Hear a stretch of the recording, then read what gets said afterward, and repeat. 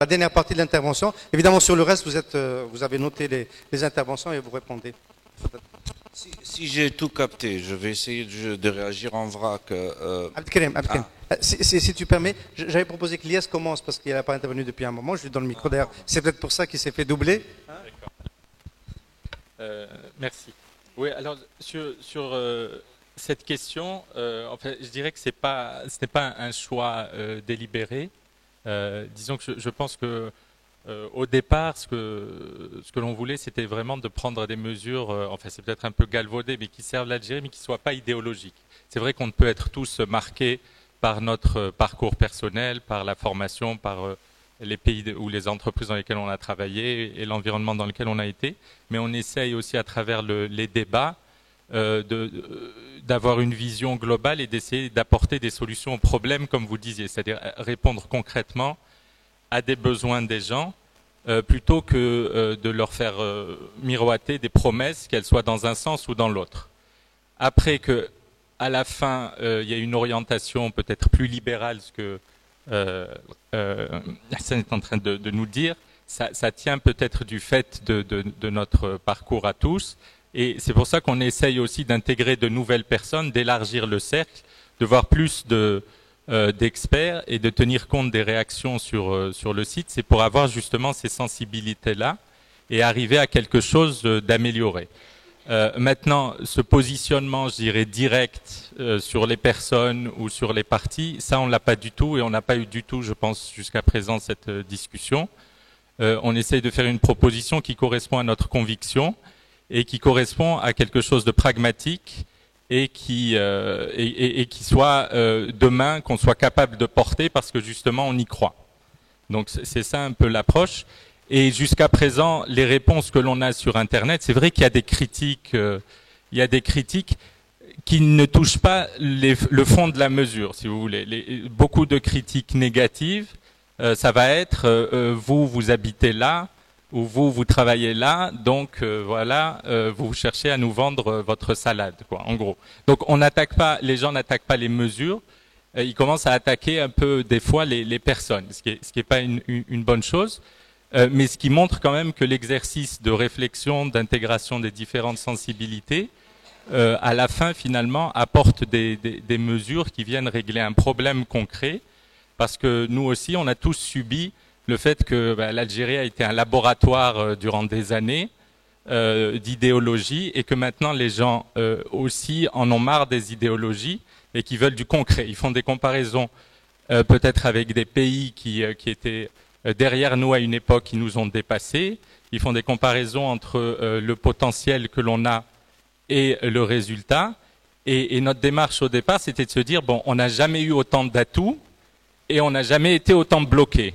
Et quelque part collectivement, je ne parle pas juste au sommet, c'est bloquer, c'est-à-dire avoir des discussions concrètes sur des solutions pragmatiques pour améliorer la vie des gens à travers de l'expertise, un retour de ce que les gens vivent qui ont déjà réfléchi à améliorer les choses, et puis donc le partage de ces sensibilités pour arriver à quelque chose qui peut pas faire consensus auprès de 100% de la population parce que c'est pas possible, mais une grande partie des gens, et on essaye d'avoir cette démarche-là. Maintenant, il y avait la question sur l'état des lieux. C'est vrai, on en a discuté. Est-ce qu'on fait un état des lieux, etc.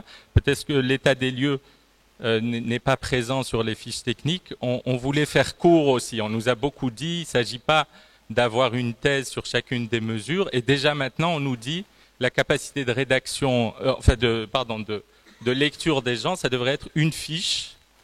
Très courte, etc. Donc peut-être que quelquefois, il faudra revenir à un état des lieux lorsque la proposition n'est pas évidente, mais je dirais qu'en règle générale, les gens identifient bien les problèmes dont on parle au départ. C'est-à-dire il y a un peu un consensus pour dire ça ne fonctionne pas bien, et il ne s'agit pas de revenir sur cet état des lieux, mais vraiment d'essayer de proposer des solutions pour lever des blocages.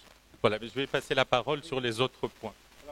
Je propose de faire un tour de table final. Les questions vont être abordées au fur et à mesure. Si Hassan, tu prévois d'intervenir tout de suite. Non, juste sur un point.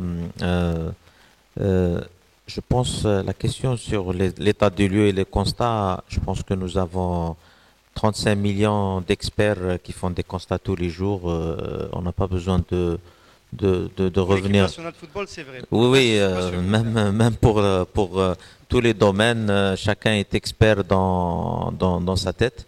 Donc, je pense que cette culture de constat, nous voulons la dépasser. Nous avons voulu passer à autre chose, à des idées concrètes, à des mesures concrètes, et avec un soubassement de travail d'experts et de réflexion commune entre des Algériens pour sortir avec l'essence de certaines mesures que nous disons, enfin, à mon sens, ce n'est pas c'est pas peut-être les mesures les plus sophistiquées, mais peut-être c'est les mesures les plus concrètes qu'on a jugées, mais qu'on pourra aussi améliorer chemin faisant. Et je reviendrai peut-être tout à l'heure. Je donne la parole à Nadji. Merci. Moi, je vais peut-être juste répondre sur cette question de comment convaincre euh, les jeunes en particulier. Hein. Il y a 2 jours, on a reçu un email. L'email, c'est un ingénieur informaticien au chômage qui, au début, nous a envoyé un email en disant j'adhère, je suis très intéressé et tout. Donc, on lui a répondu. Et le barah, il nous a répondu je ne veux plus recevoir d'email de vous, j'y crois plus, madame Tchbatché, il faut un grand changement, il faut sortir dans la rue, je ne crois plus, vos mesures, ça m'intéresse plus, enlevez-moi de votre liste d'emails. Donc, mais on va essayer de convaincre quand même. Juste pour dire que convaincre les jeunes, c'est pas facile, et la société et les gens qui sont sceptiques, c'est pas facile du tout. Donc, ça me permet de rebondir sur cette question. Est-ce que ça aurait été plus facile pour convaincre de s'allier à un parti ou de... Non, on s'est mis sur le terrain de l'indépendance, de ne pas être partisan, de cette liberté de pouvoir réfléchir et consulter, faire ressortir ce qui vient du bas autant que possible. Et c'est pas des mesures qui viennent d'en haut ni de salon feutré. Je peux vous assurer. Il y a quelques jours, on était dans un de nous était dans un cybercafé à produire des dernières mesures, etc.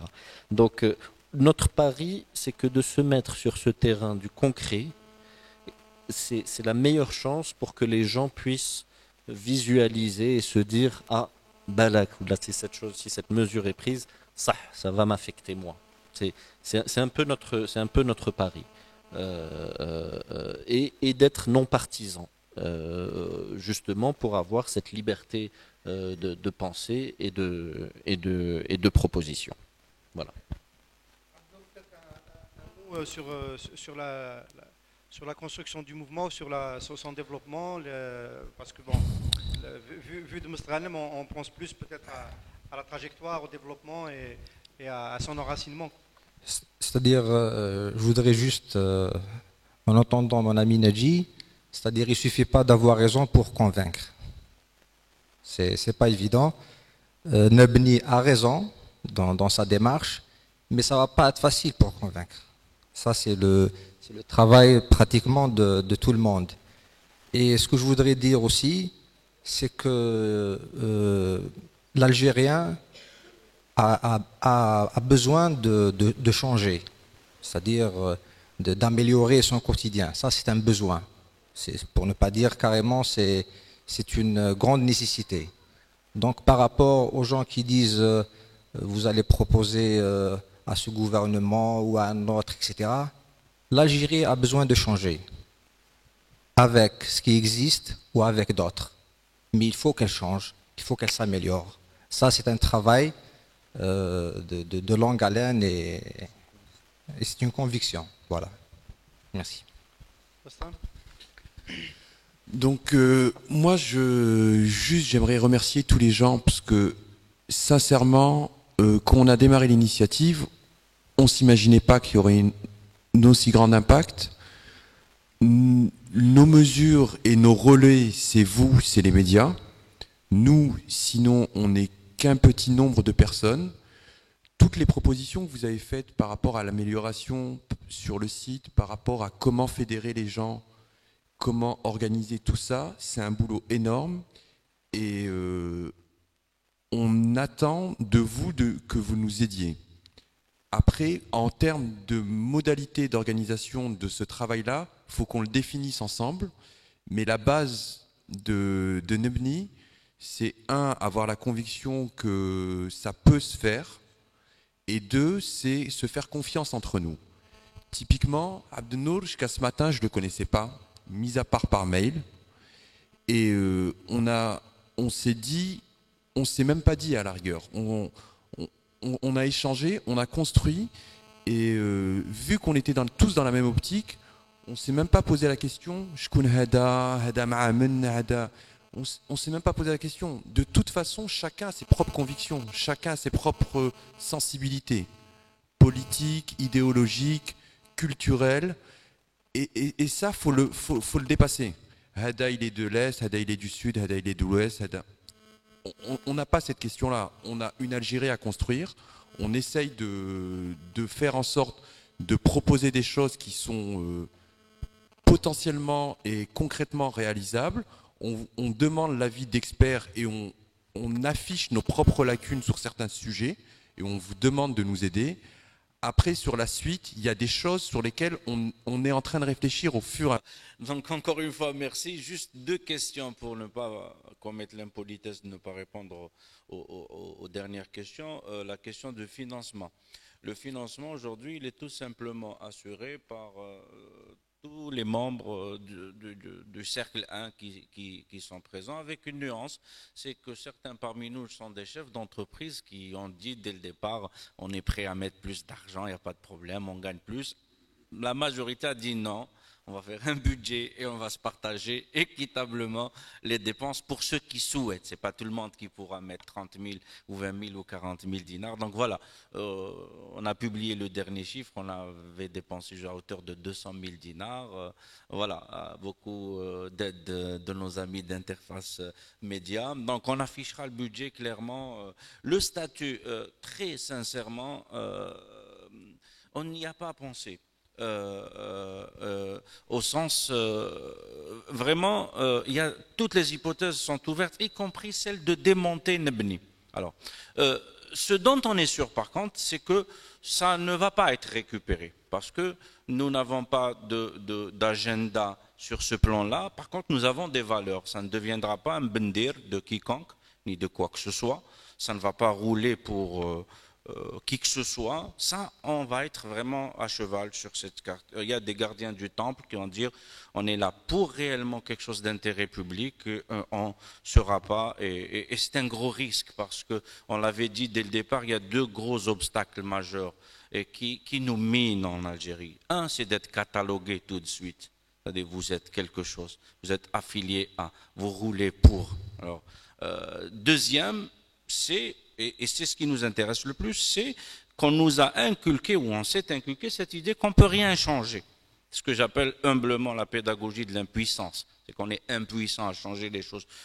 Toute l'équipe Nebni est contre ces deux écueils et on en est conscient. C'est pas facile parce qu'il y a vraiment des réflexes qui sont ancrés en nous.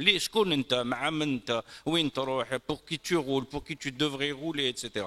Alors, ça, ces deux écueils, on va vous le répéter et on essaye d'être conscient. On ne veut pas être catalogué.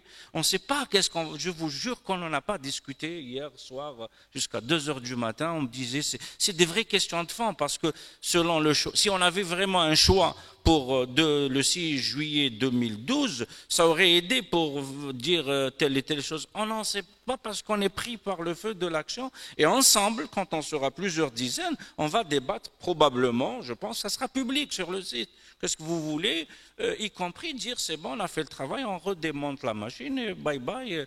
Et peut-être les autres, chacun va, peut-être après 2012 bien sûr, parce que après Nebni 2020, mais on va aller jusqu'au bout de l'exercice de Nebni 2020. Donc ça, c'est une question qu'on va débattre de manière transparente en gardant ces deux écueils. S'il vous plaît, ne nous autorisons pas à nous cataloguer. Oh, il faut avoir du respect pour tout le monde, pour le politique, pour le non-politique, pour celui qui marche pas, faisons quelque chose. Ce qui est sûr, je reviens, notre ami tout à l'heure qui parlait, on ne peut pas ne pas faire des choses. Nous sommes dans cet acte de dire on va essayer de changer. Après, on verra comment on va faire. Ça peut prendre des statuts, ça peut ne pas prendre de forme, ça peut être un réseau. Donc voilà un peu. Marhaba bikoum encore une fois, d'être venu, d'avoir sacrifié un week-end. On vous donne rendez-vous dans le prochain Zoom. Selon le planning arrêté, on sera, je suis sûr, plus nombreux. Et ceux qui souhaitent contribuer, ne sortez pas. On va prendre un peu, on va se connaître un peu.